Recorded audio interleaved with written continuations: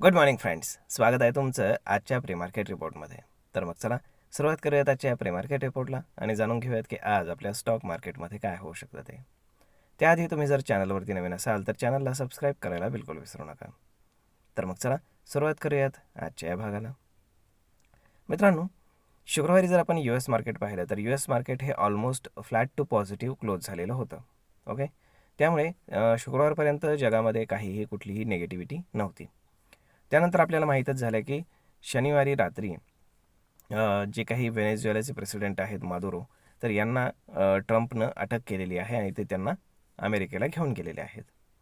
तर आता जरी त्यांनी सगळ्या जगाला हे रिझन सांगितलेलं असलं की त्यांनी आमच्या देशामध्ये ड्रग्ज सप्लाय केले वगैरे वगैरे, तरी सगळ्या जगाला माहीत आहे की त्यांना अटक का करण्यात आली.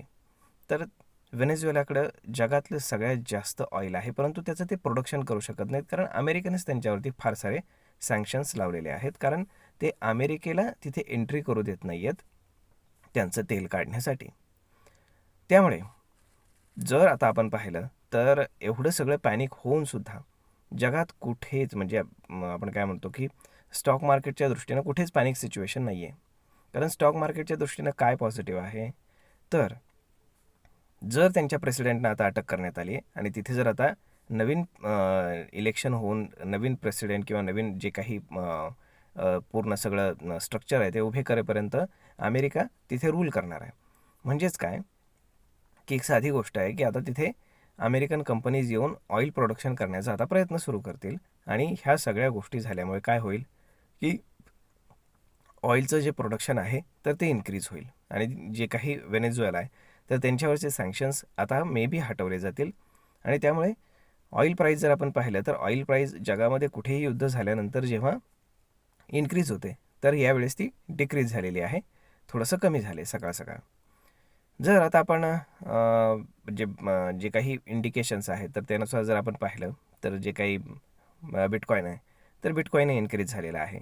जनरली जर असं युद्ध झालं तर तो पडायला पाहिजे होता, परंतु तसं झालेलं नाही आहे.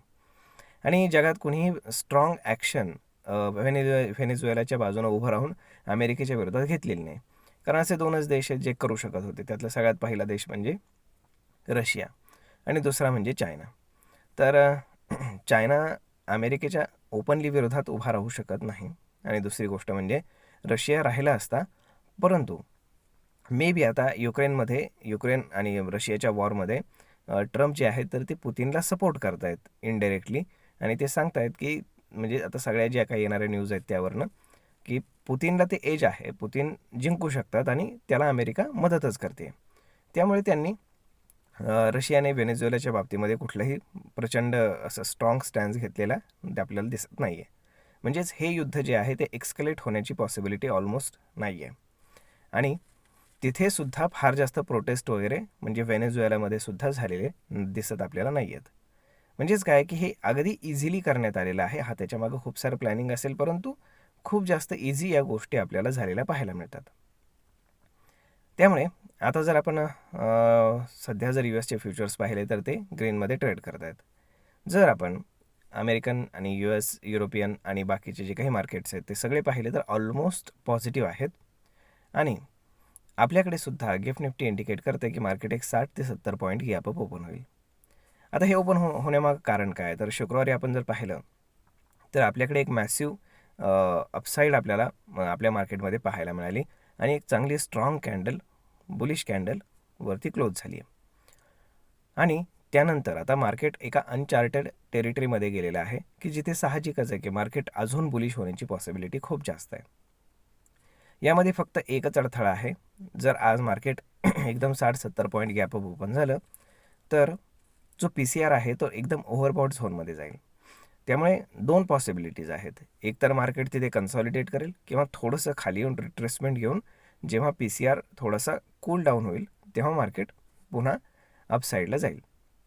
परंतु आता इथनं मार्केट इझिली ब्रेकडाऊन करण्याची शक्यता कमी आहे, कारण जे आता FIs आहेत तर ते आता पुन्हा सुट्टीवरनं वापस आलेले आहेत आणि आता ते रेग्युलर काम सुरू करतील.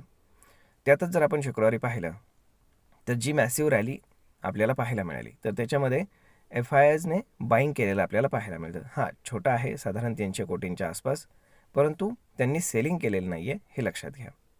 म्हणजेच काय की ह्या सगळ्या गोष्टी एकंदर पाहता हे सगळं जे आहे हे आपल्याला इंडिकेट करतं आहे की मार्केट सध्या पॉझिटिव्ह नोटवरती राहील. जर आपण CLSA पाहिलं तर CLSAनं IT जे स्टॉक्स आहेत तर त्यांना अपग्रेड केलेलं आहे आणि चांगलं त्यांच्याबद्दल एक चांगला रिपोर्ट त्यांनी प्रसिद्ध केलेला आहे. तेही फोकसमध्ये राहतील. प्लस बँकिंग स्टॉक्स जे आहेत तर त्यातले NBFCs आणि बाकीचे जे काही बँकिंग स्टॉक्स आहेत ते आज फोकसमध्ये राहतील, स्पेशली बजाज फायनान्स आणि बाकीचे स्टॉक्स. त्याचं कारण असं की त्यांनी Q3चे बिझनेस अपडेट जे आहेत तर ते रिलीज केलेले आहेत. त्यातले बऱ्याचशा बँकेचे जे काही बिझनेस अपडेट्स आहेत तर ते पॉझिटिव्ह आहेत. बजाज फायनान्सचाही चांगला पॉझिटिव्ह आहे आणि बाकीच्या कंपन्यांचाही बऱ्यापैकी पॉझिटिव्ह आहे. तर हे सगळ्या गोष्टी पाहता आपल्याला एक ओव्हरऑल पॉझिटिव्हनेस इथे पाहायला मिळू शकतो. तर पाहूयात काय होतं ते पूर्ण दिवसभरामध्ये. तर मग मित्रांनो, जर आपण टेक्निकली म्हणजेच ओपन इंटरेस्टच्या हिशोबाने जर आपण सपोर्ट रेजिस्टन्स पाहिला तर 26,000वरती आपल्याला खूप जास्त ओपन इंटरेस्ट पाहायला मिळतो, पुट रायटिंग पाहायला मिळतं. त्याच्याशिवायच 26,200वरती देखील नव्यानं पुट ॲडिशन आपल्याला झालेलं पाहायला मिळतं.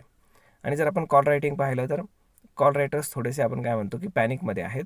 त्यामुळे कॉल रायटिंग 26,500 आणि 26,800 या लेवलला आपल्याला पाहायला मिळतं. म्हणजेच काय की आता हळूहळू अपसाईड थोडीशी वाढत चाललेली आपल्याला पाहायला मिळते. तर पाहूयात काय घडतंय पूर्ण दिवसभरामध्ये. आजचा दिवसही फार महत्त्वाचा राहणार आहे. Hope so. हा व्हिडिओ, ही माहिती तुम्हाला कशी वाटली तुम्ही आम्हाला कमेंट करून नक्कीच सांगा. आणि जर आवडली असेल तर आपल्या जवळच्या मित्रमंडळींसोबत देखील हा व्हिडिओ तुम्ही शेअर करायला विसरू नका. धन्यवाद.